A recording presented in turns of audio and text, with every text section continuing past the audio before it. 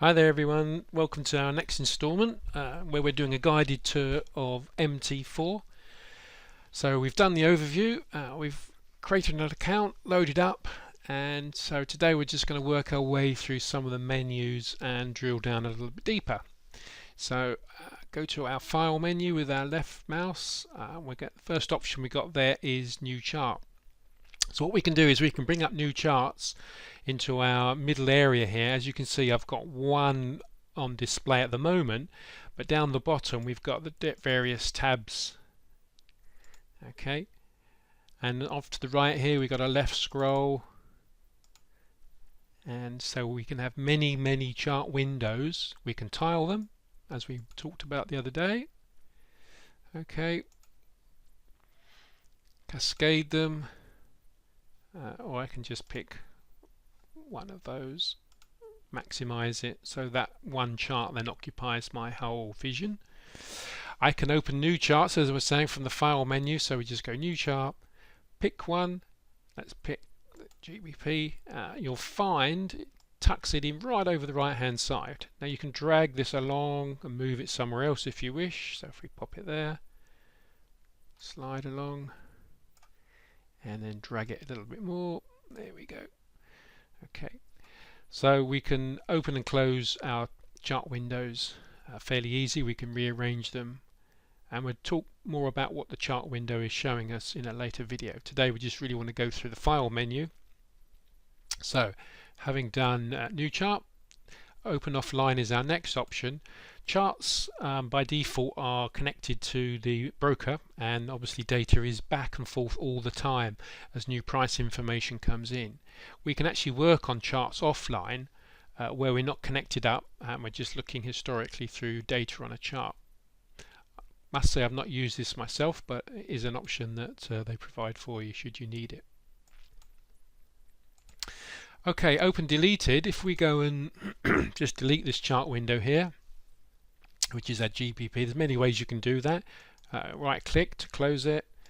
You can click in the right hand corner of the window, the little cross there, or file close. Okay, so once it's closed you can actually go back and very quickly open a deleted one. So it's very useful if you've somehow, I know when I'm have many windows open down the bottom and I might accidentally close one and I wasn't sure which one I'd closed, I can very quickly go back and open the deleted one, the one I've just closed. Profiles gives you the ability to save a setup such that you can then reload it later without having to start from first principles, as it were. As you can see, I've got a number of currency pairs set up here. If I opened a new setup, for example, it will be laborious having to go through and set them all up again, where setting up a profile means that I can very quickly change profiles. So I may have a profile of euro trades, for example, or yen trades, and I can very quickly open and close different profiles to set up my trading environment. Close we've done, that just closes the current window, doesn't close the application, just the current window. Save as, now I can save information on my screen in a number of different ways. The way they provide with this option is to save the information as a CSV, which can be then loaded into Excel, for example. It's just the information on because this is Euro USD, for example, one I've got here. The one I'm about to save is GBP USD, i.e. the current chart, and it's 60. The period is 60 minutes, 1 hour, so that's the hourly chart. And that will save me the high, low, opening and close, and the volume data in a very simple CSV. So I could, if I wish, load that into Excel to examine or play around or chart it or do something differently with it. So we can also save as a picture, so I can save the whole screen, the active workspace, saves as a PNG, a file that downloads to your local hard drive. The active chart as it is, or active chart certain size. So that's useful if you were creating a trading log, for example, and you wanted to sort of get a screenshot of what you were doing and the reason why you had that particular setup. So we've done the save. Open data folder. This is where MetaTrader installs itself on your hard drive. This is the interesting bit where you'll find the configuration, the history files, logs, MQL4, where you could put your experts if you had any indicators. So this is where all the indicators, don't need to use them all, of course. This is just where they're stored. And sometimes when you're installing things, it says, please tell me the address or the file location of your installation. That's where you find it, the open data folder. Open an account, we covered that the other day. Essentially, you're opening an account with your broker, go through the process of picking a trading server. We're on the demo for this, but there is a live server, of course, and you may find your broker has many different servers, so make sure you pick the right one for the type of account that you're opening. What else have we got? Log into trade account. So if I did log out of this one for some reason, I could log back in. Of course, I need to know what my password was, so that's important that when you set up your account you make a note of your password for future reference. It can be changed, and we'll be showing you that as we work our way through some of the other menus. Log into the MQL5 community. That is useful if you need to talk with other guys, download trading robots, trade copies or trade signaling. You can set up that and hook that into your account, but that's probably more of an advanced feature which we could cover later.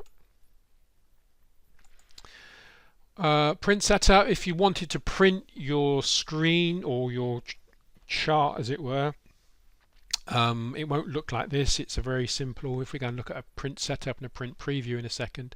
So this, if you know Windows, you'll know setting up your printer. That's fairly standard. If we go and do a print preview, you'll see it's in landscape, and that's effectively what you'll get printed. Okay, useful again if you were sticking it in a book or something, or doing something or wanting to show somebody hard copy of it. Fairly straightforward. Let's just close that off and exit. Exits the application, so everything will close down. Bear in mind your trades, as you can see in the window down the bottom, my trading window, I've got a couple of trades on the go. They'll still remain active, of course. What you're seeing here is a replica of what's going on the trading server, i.e. your broker's server. So when I switch off here, those trades are still effectively on the broker server doing their thing. And when the take profit or the stop loss happen, then they'll close, take profit or close out or whatever.